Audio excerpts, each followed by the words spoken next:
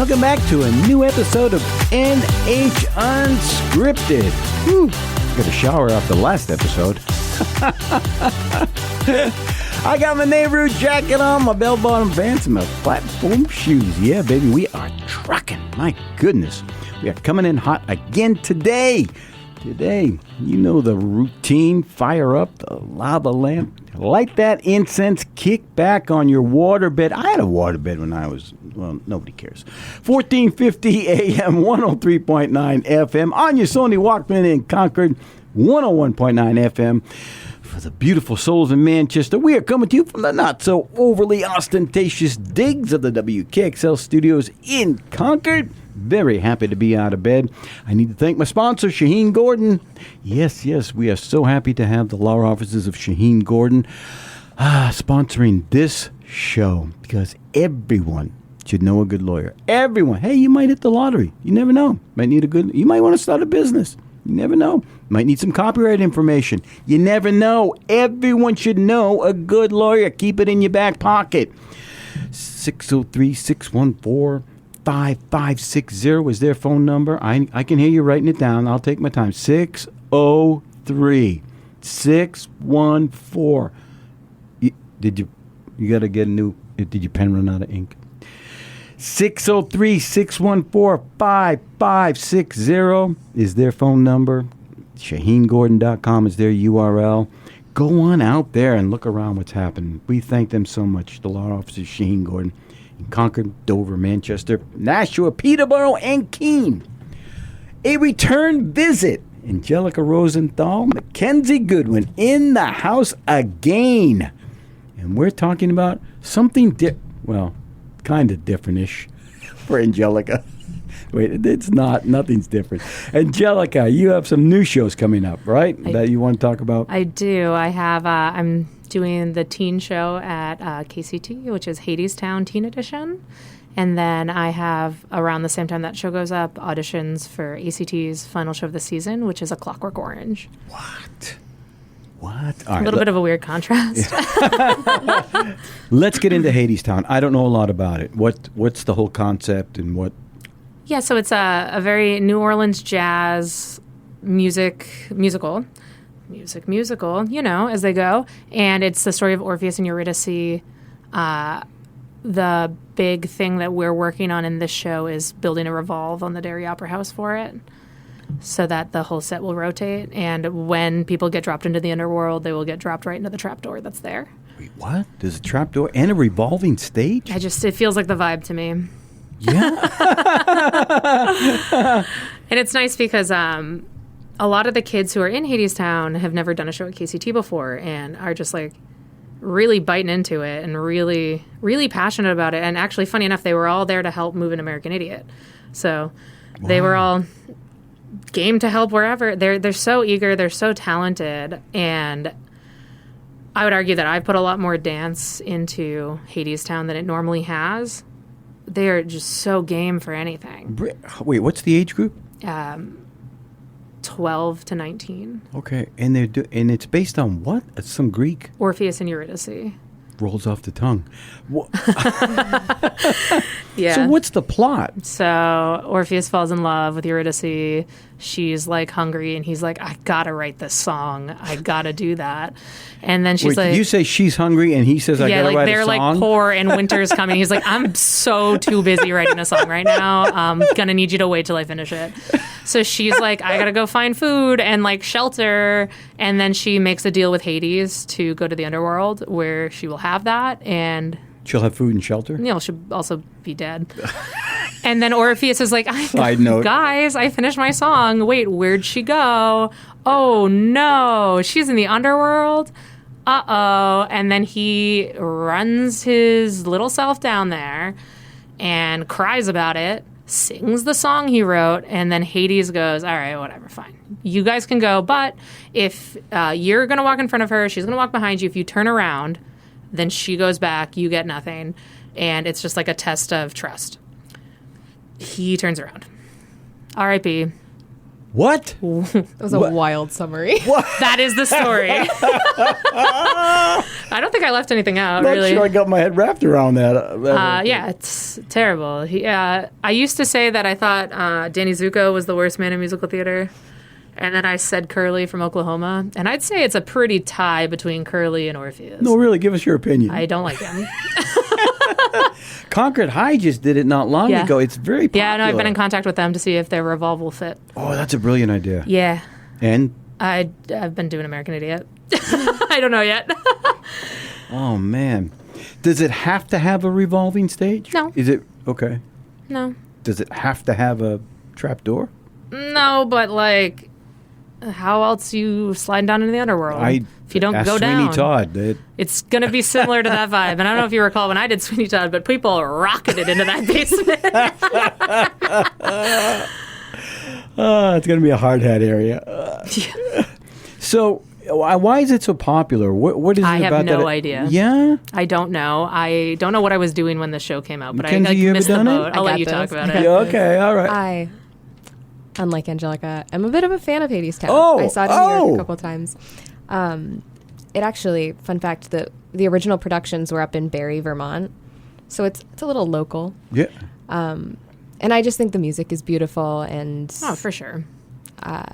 the original choreography was great, and I love a revolve in any set. Yeah. So visually, I get it's that. always been very stunning to watch. Is it contemporary? Yeah, it is. Yeah, it's got that New Orleans jazz And sound, say it but it's almost also has like very a folk. 1940s New I like Orleans New Orleans vibe. jazz. Yeah, I love jazz. But yeah, very almost Indie Duncan chic. folk. Yeah? Yeah. So you have the cast has to sing, or is it just It's background almost music? all song. It It very is. much is almost all song. It is. Any So of the lines do happen over music, so it's a full music They're show. singing New Orleans jazz. Yeah, and the craziest part is that Ben Gorelick, who is my musical director, and Connor Nugent, who is my assistant director, and I'm directing and choreographing, are both living in American Idiot and coming to Hadestown on their days off. Yeah. Wow. Yeah. That's a handful. Oh, I live with them, I feel like. And major props to the teens in Hadestown, because that music is hard. Is it? It is It's- very hard. It's hard music. Maybe we can get a song from it, sir, if you get a chance. It's something to... Oh, she's killing me. She's So killing the kids me. are really talented and they're very hardworking. Quite like American Idiot, a lot of the three lead males had to learn guitar for that show, and Orpheus also had to learn guitar for this show. So it's live music. You're not using tracks. Oh, I'm using tracks, Oh, you but are. he will be live playing guitar on He stage, will. Yes. Why did you make that decision? Because why did I make the decision to use tracks? No, to use a live guitar over the tracks. Because he was really passionate about that, and it is a big part of Orpheus's character. If he had said, I don't want to, I would have said, let's just act it. But Yeah. he's whenever he's not being used in a dance or a scene, he's sitting over there practicing. No kidding. Which the same with the boys in American Idiot, but they have the band with them. So Well, that's interesting. How big is the cast? Is it you have 30 kids in it? yeah, 40? it's something like that. Yeah? It's a very big cast. Was it a big turnout for auditions? Yeah, we had like 70 people. Are you audition. kidding me? It was like crazy to me because again, I'm just like I'm old. I'm not hip with the kids. I didn't think this would be that exciting to everyone. But Youths they've love this one. They Yeah. very much do. They're very passionate about it, and I bless their hearts for dealing with me being like, oh, this is too boring. We got to do more. Angelica, sit back. Let Mackenzie and I just chat for a second. Mackenzie, what's the draw for kids? Why do they like it so much? I think it's unlike a lot of musical theater. I think when we think about musicals, a lot of times we think of the Oklahomas. Yeah. And kind of like older, in my opinion, boring shows. She So didn't mean that. the music is unlike a lot of shows that we've been exposed to, and the dance is very different. It takes it to a new space. In the same way that like when I was a kid and I was exposed to like Hair and Rent, I was Yeah. like, oh, I love this side of musical theater. So I think it's something different. It also like gained a huge internet following. Why? That just the team was really willing to put videos out there. Yeah. Yeah. And it caught fire. Just it went caught viral? fire. Wow. Yeah. When you say that the dance, the choreography is interesting, what do you mean by that? What's happening choreography wise? Yeah, in the original production, it's not very like traditional technical dance. Yeah. It's like more short movements. It's Stylized movement. very lyrical. stylized. Yeah? It's very non-traditional, which is what I like about it as a choreographer, is that the world is very open to how we interpret the numbers. So, are they big numbers? Are they like? Some of them are like 7 minutes. Some What? of them are like 1 7 minute. minutes. Well, and again, That's it's forever the in a whole pro- story is told by music. So Well, oh man. I love having you guys in here. The time just flies. You are listening to NH Unscripted, you lucky listeners. Yeah, baby, we are your American Pie. That makes me your Don McLean-like host, Ray Dudley. We have come to you from the Car 54 Light Digs of the WKXL studios in Concord, 1450 AM, 103.9 FM on your Sony Walkmans. NHTalkRadio.com is our URL. Angèlica Rosenthal, Mackenzie Goodwin in the house, talking theater. Yeah, everything theater. We'll be right back.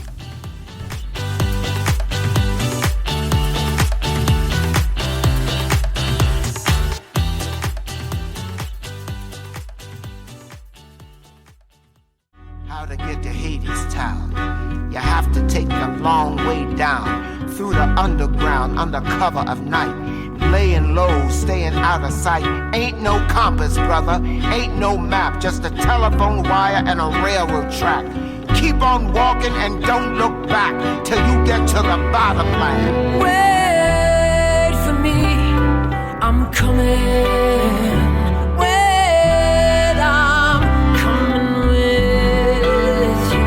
Wait for me, I'm coming to. River Styx is high and wide. Seems kind of catchy to Mackenzie and I. I don't know. what I would never. never say is that Reeve Carney wasn't incredible in that show vocally. And a lot of people disagree, so I'm glad you And said I'm that. blown away love by him. that. And Jesse and I have talked about that at length, that so many people do not like Reeve Carney's performance who was singing. It sounded beautiful. It's incredible. And Orpheus goes into this like high falsetto, gorgeous running notes. I think Reeve Carney is incredibly vocally talented. Yeah, and Mackenzie, you disagreed, you said? No, I agree. But a lot of people dislike his performance, and I've always thought he was incredible. Oh. And the guy who originated Hades gets down to a G1, I think. Yeah, at one very point in the low show. bass. Incredibly I'm going to shake my low. head Patrick like, Page I, is like I know like- what that means. Yeah. You know, Caiaphas and Jesus Christ Superstar? Got you. Lower. Got you. Oh. Yeah. Oh. That is Incredibly low. low. Yeah. And then they have gentlemen who are singing incredibly high, and they have female characters who are singing Melting their faces off. incredibly with low and vocals, also yeah. incredibly high. And you have kids that are doing this? Oh, yeah. They can do it. Very they can pull that very off. talented vocally and dance-wise. It's impressive, truly. So as someone who's not a fan, how are you encouraging all of these young minds to... I like to be honest, and what I also say you is... came out and said, I hate this play. I hate this musical, but I'm going to direct you. Well, and it's so funny, too, because a lot of the kids have worked with me before, and we're like, you know, we kind of thought you'd think it was boring. But a lot of them are my featured dancers who are like, we know how you are when you're bored, and when I'm bored as a director, I don't expect anyone in the audience to care. So I need to make it interesting for me, because if I don't care and I'm bored, why should they care? So what are you doing differently than to unboard it? I'm really trying to focus on the tech elements and also the dance. Is it a tech-heavy show? With the revolve and with the trap, door? yes. And then it's funny because American Idiot had a flashlight dance. The show, by nature, has a flashlight dance, and they ended up taking some of our flashlights. I started ordering flashlights, and Jesse was like, "You have like a weird flashlight thing?" And I was like, "I just have to figure it out." Amazon list. Well, and it's we're using these very high lumen flashlights, which American Idiot ended up borrowing because it worked so well. But the kids very much were like, we thought this would turn into a big dance show with you because of how we're used to working with you. And I had done Addams Family previously with them, and Addams Family, I think, is a show that had a lot of potential. But the show itself is not great, but the kids were fantastic. And so for me, whether I like the show or not, I can't go in upset because the kids are so incredibly good. Yeah. It's impressive. And I like my Addams Family. I will like my Hadestown. I loved my Legally Blonde. But Yeah, and I gotta say, it's like a challenge almost when we know Angèlica doesn't like a show. It's like, I'm gonna make you like it. It was that way with Legally Blonde. didn't happen. Not for lack of trying. Didn't happen, but I liked my Legally Blonde. Uh-huh. And so I and the kids know that I make every show my own. And again, how can I be negative when the kids are so passionate? How many kids go through the trap door? They have to be excited, right? Like Is that like a 6 or big moment 7? for them? Yeah. Yes, I get to go through the trap door. Oh, yeah. They all didn't believe there was a trap door. And I was like, I've built on that stage many times. There are 2 trap doors. Built in? There are actually in the stage exist already? There, yeah. Yeah. They've been there. And I was like, you guys, you're in Willy Wonka. When Veruca Salt dropped, where do you think she went? Wow. That has to be thrilling for a kid. I'm Come on. sure. For sure. Yeah, I think it's right? thrilling for the adults. That is funny. No, yeah. I mean, I think the kids understand that I'm taking a highly artistic vision to this, and I am making it my own, and I am making it collaborative with them. And there are many times where Jacob, who is playing Orpheus, will say, in this number, they always do this. And I said, okay, and I didn't see that in the version I watched. Can you pull it up for me? And he and I will watch it together, and I'll be like, okay, let's make this our own. And let's decide if we want, do we want this? And if we do this, what is the point of this? And it becomes a lot more, because I'm creating with them, a lot more of an educational theater moment, which I really enjoy no matter what it is. Good for you. I mean, really good for you. I have a great time. And the kids are very comfortable, making suggestions and asking questions, which is great, because I do think there are a lot of casts, even sometimes with adults, where they don't want to give that input. And thankfully, this cast has been very open. I mean, I had a long chat with Hades, Atlas, who's playing Hades, about the relationship that Hades has with everybody, and it was a great discussion. And Atlas and I didn't necessarily agree on everything, but I live for a discussion like that. Ultimately, the decision is yours. I think Atlas and I came to a lot of understanding and explanation, and came to a conclusion together we were both felt good about. Yeah. So the voices for kids, I can't imagine, but you found gold in the kids? Oh, yeah. It sounds like it would have to be a beautiful show. Well, and I found that with Addams Family, too. I was so impressed with what those kids came in with vocally. And they were passionate about Addams Family. Are they like kids who are coming in already trained, or are they just like raw? Coming in from everywhere. Kids these days are talented younger and younger. I guess so. Well, I was going to say, we just had like an 8-year-old in Lightning Thief with Andrew that I was like, oh my God, keep that kid. Wow. So talented. Nuggets of gold. Autumn, she was great. Incredible. Yeah. She came in with a song from Ruthless, to which I said, let's do Ruthless and we'll use an actual child. She could do it. Wow. Dude, that's really crazy. Yeah. I mean, put some of us to shame, I don't act anymore. No, I was like, if I was singing like that at 15, oh my God. Oh, yeah. Right. Man, oh, man. All right. That's impressive. Darn impressive. When does that go up? So that goes up August 1st through 3rd, also at the Derry Opera House. So it's like I get a month between, and then I'm right back at that opera house. Yeah. How are the acoustics there? Pretty good. Yeah, for an opera house? Well, it's an I think opera it's good. Yeah, house, I mean, it's guess. built well.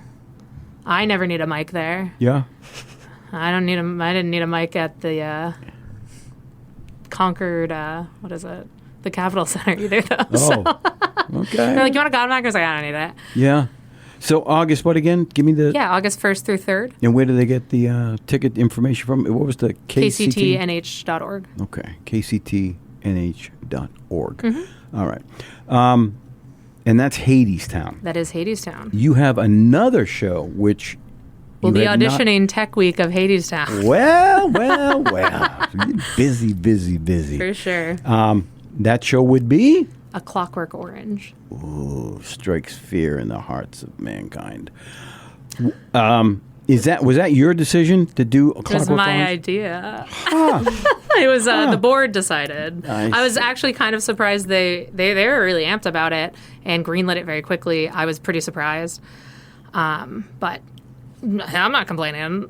So you suggested it. Uh-huh. On what basis? What did you like about it? Why did you want to bring it to? It's been on my list for a while. I have a list that my designers all know that if somebody is like, I want to do this show, you can sign my name to that contract without asking, because I will do it. And this has been on it for a long time. Why? Because it's dark, or the music is good, or what? what attracts? It's a Clockwork Orange. It's a classic. Everyone knows. Yes, Everyone does there it, are though. scenes in You Clockwork think everybody Orange that, knows like, it because still traumatize us. I know my mother saw it in theaters, and she's still upset at my father to this day. I believe that. It's not as well known as you think. I think Mackenzie's generation and younger were not as familiar with it. Certainly not younger. Thank you. I think I'm glad because it was a traumatizing movie when it came out. Oh my God. I was exposed to it in my senior year of high school for a film studies class. See, that explains a lot, Andrew. I'm glad you said that. You know, I watched it with my parents. No, you did I not. did. I You absolutely did not. Parents, both hippies, and both. My father thrived in the 70s, and he took my mother to see this on a date, and she's still, again, mad at him to this day. Wow. She didn't know what it was. And my father was such a big sci-fi person. Wow. And I love Stanley Kubrick as a director. I don't love him as a person, and I don't know that he's ethically a good director, but Yeah. I think he's a very talented artist. And what was so interesting to me watching A Clockwork Orange in my generation versus my parents was I didn't think it was all that shocking. I can watch the CW on the Vampire Diaries and see more because they don't show it. But then to remember how it's a famously banned book, a famously banned movie, and why? Because what's the story? The story is you cannot put something mechanical in something organic. And what better time? What better time? Again, that's an interesting phrase. You can't put something mechanical in something that's A organic. Clockwork Orange, yes. Okay, I feel an aneurysm coming on. You are listening to NH Unscripted. Yeah, Timothy. Timothy, where on earth did you go? Dig that one out. That's a dark song. I am your buoys-like host, Ray Dudley. We are coming to you from the Hollywood Squares-like digs of the WKXL studios in Concord. I love sitting in the center square, the old Paul Inn. 1450 AM, 103.9 FM. In Concord, 101.9 FM for the beautiful souls in Manchester. NHTalkRadio.com is our URL. And we're talking musical Clockwork Orange. We'll be right back.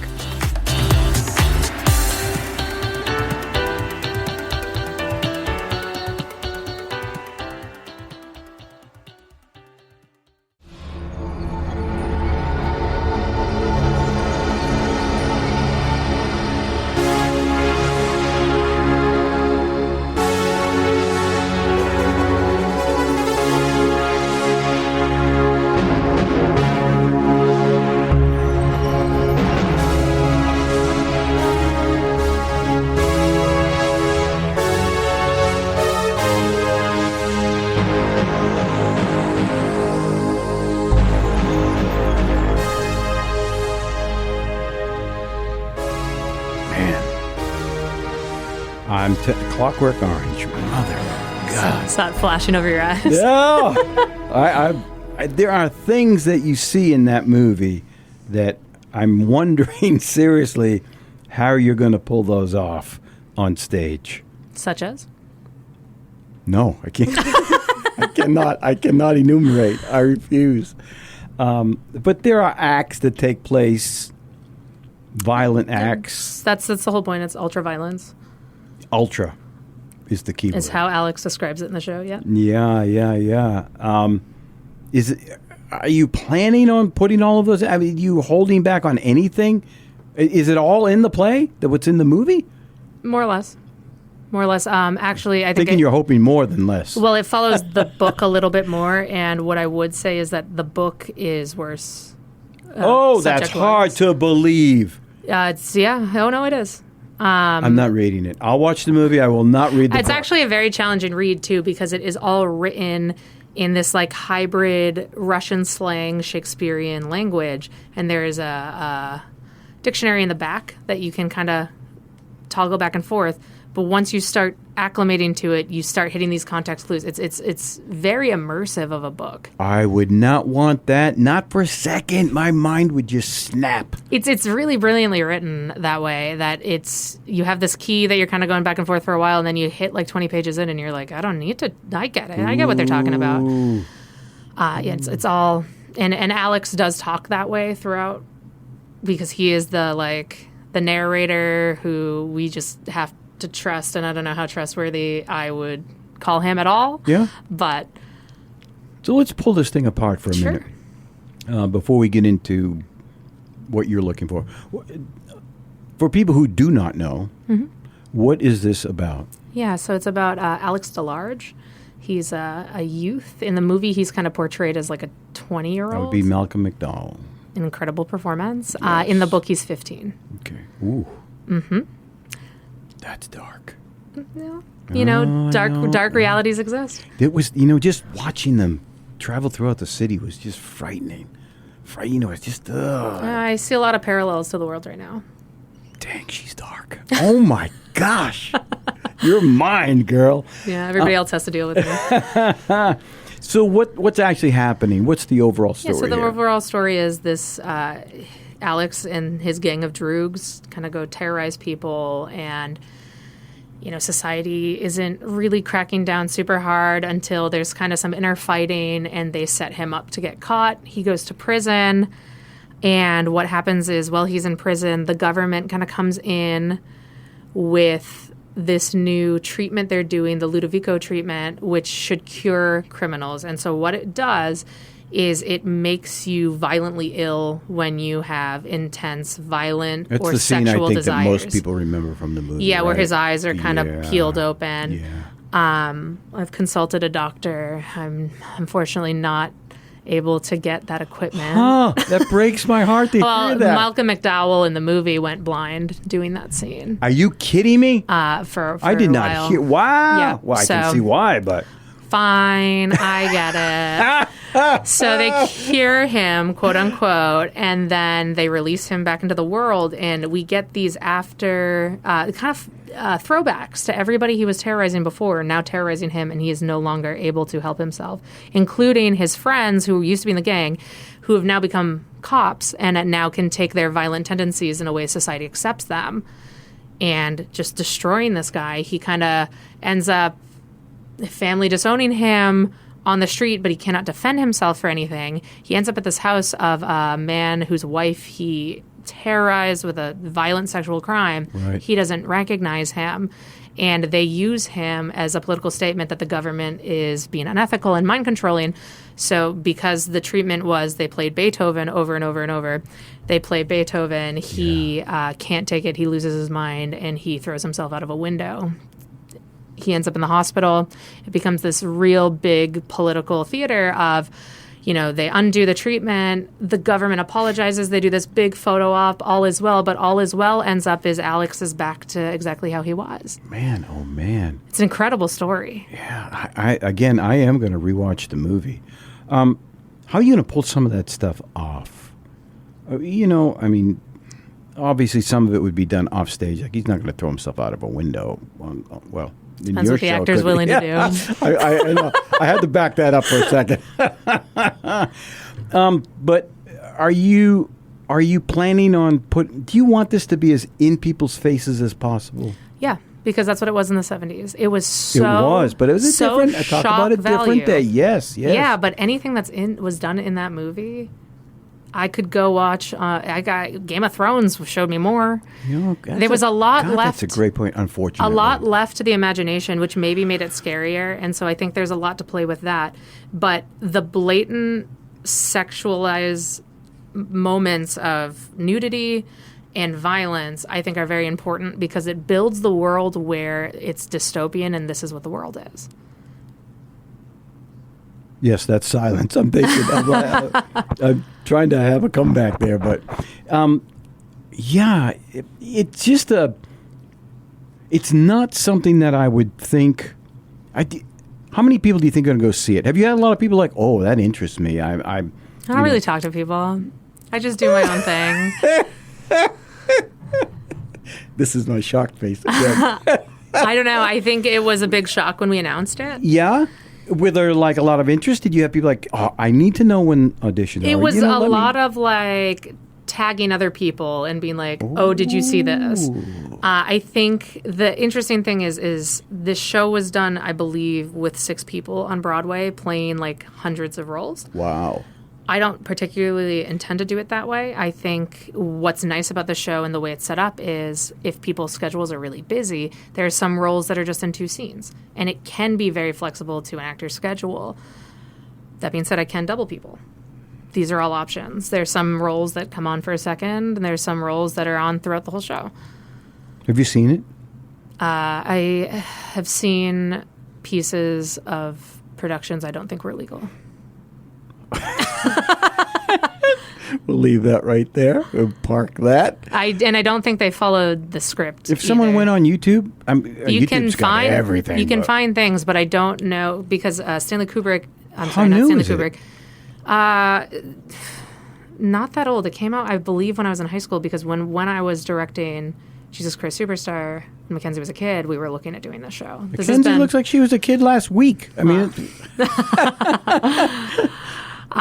It's definitely been on the radar for a long time, and it was very much just one of those things where no rights house owns it, so you just have to reach out to his estate, of Anthony Burgess' estate, and I kind of just did it on a whim. And are you saying you can't go to like the dramatist or? Nope. You had to contact his I had estate? to contact his estate, and they were very nice. I was very surprised they said yes. Well, how did you even find that out, first of all? And then second of all, I mean, that's pretty impressive that you had the... Well, every once in a while, I'm like, what are these shows that are still like rattling in my brain that I want to do? And then I'm like, well, all right, who owns the rights to A Clockwork Orange?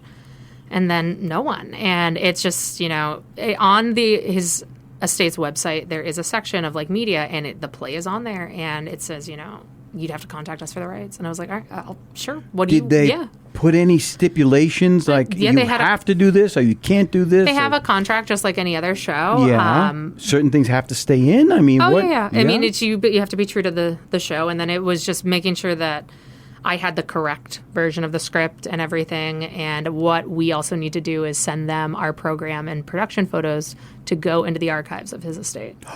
Okay, is very exciting. that's impressive. Yeah, it's exciting. Wow. So there can't be many productions of it out there then. I don't know that I have ever seen one done in this area except in New York. What's the off first time Broadway. out? Yeah? I wish I had gone, but Yeah, no, I don't know anybody who's ever done it. Ever. When you said you were doing it. yeah, I think it was a shock that it was chosen. Yeah. So when you approached people with the idea, were they like, wait, that's a play? Is that? Yeah, they very much were, and then they were like, "All right, let's do it." No kidding. I mean, because again, I think it's Who fair. is this board? My, They're game. They're game for whatever, and it's I'm not nice. so sure I wanna meet it's 'em. really nice as an artist to have that freedom to know that they trust me and they are game to try things. trust in you, it's an understatement. I mean, seriously. 1,000% with this Wow. Wow. All right, hang on. My goodness, what a great day. You are listening to NH Unscripted, baby. Hold on, I'm coming. I'm your Sam and Dave like host, Ray Dudley, coming to you from the Green Acres Lake Digs of the WKXL studios in Concord. 1450 AM, 103.9 FM on your Sony Walkman. NHTalkRadio.com is our URL. Yeah, we're talking Clockwork Orange, the stage show. We'll be right back.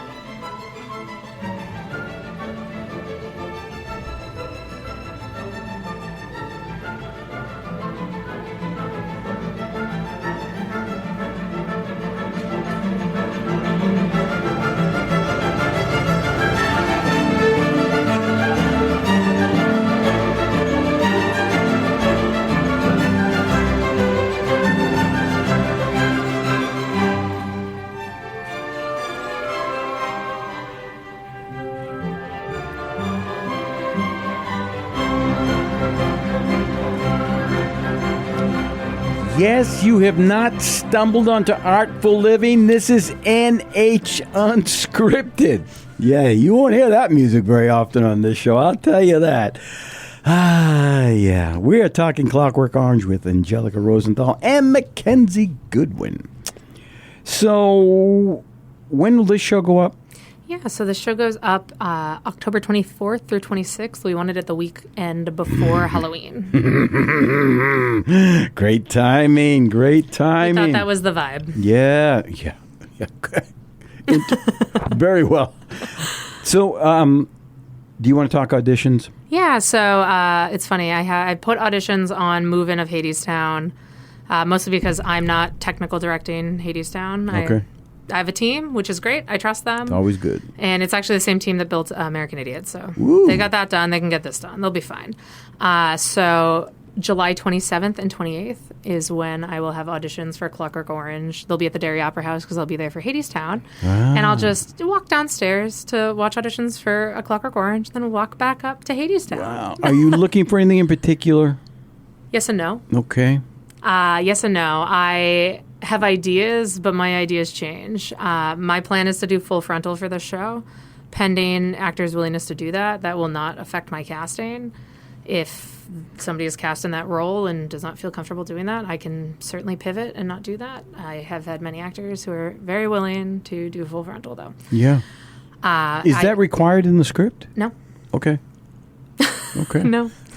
You just want full frontal. Well, that is very much what the movie was known for. Yeah. And again, it's the immediate desensitization of sexuality and violence. And that's what I think the juxtaposition between the classical music and the violence is this huge juxtaposition of something beautiful and classy and something ugly and degenerate. And that's the point. So I am looking for, the most important thing I'm looking for is safety.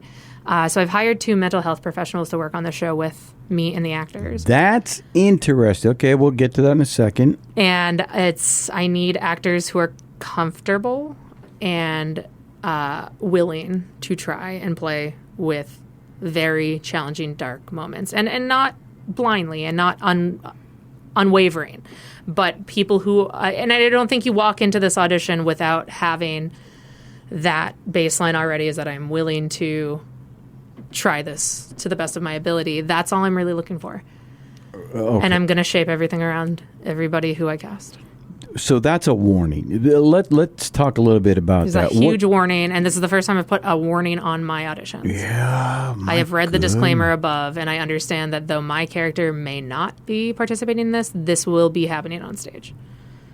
Oh, man, I don't even know how much I want to open that up, but it's important. Happy to. What is it? What are you worried about them not being able to handle? It could be anything. I mean, there's so many things that are themes in this show. That their own character can't get that doctor? Well, it's, when you deal with a show with, very strong violence, rape, suicide, yeah, that's big for you playing that character, but that can also be big for somebody else involved in it. I mean, whether you're the perpetrator or the victim, but also even if you're just around. I don't want anyone coming in blind and being hurt or upset or have something hit them in a way that unsafely rips open a wound that they didn't know was as susceptible as it is. So it's important to me that you know what you're getting into, whether it is your character or not. Angèlica, in this day and age of people being microaggressed, are you... So, I mean... Those are the people who should not show up, I would think, who are easily, like, offended. I would say that this is an 18 and older show, and adults should be able to regulate what they can handle. Yeah. If well said. You cannot do that, yeah, you are more than welcome to bail out at any time. Yeah. That is certainly, you're not signing a contract. If you cannot handle the subject material or you think you can and it turns out you can't, I certainly wouldn't force you to stay in a situation you don't feel good about. Yeah. Mackenzie, how you feel about this kind of stuff? I love it. I think there's definitely a space in the theater community for the shows that everyone does. Yeah. The classics. Yeah. The like happy feel-good shows. But what I love about working with Angèlica is the shows that push the boundary, the shows that no one's doing. Yeah. The opportunity to create theater and create art that is like interesting and exciting and in people's faces and makes people think. Are you someone who can go to that dark place, you think? Could you pull off embodying some of these characteristics or finding that place? Some people can do it, not because they've been there or been traumatized, but it's easy for them. I don't know why. Mentally, whatever, they can handle it. I don't know why. Yeah. But do you think you could... I mean, as somebody... I'm just using you as, you know, the general auditioning audience, you know. And I'm not trying to target you. Well, and I don't know if you want please. to speak to...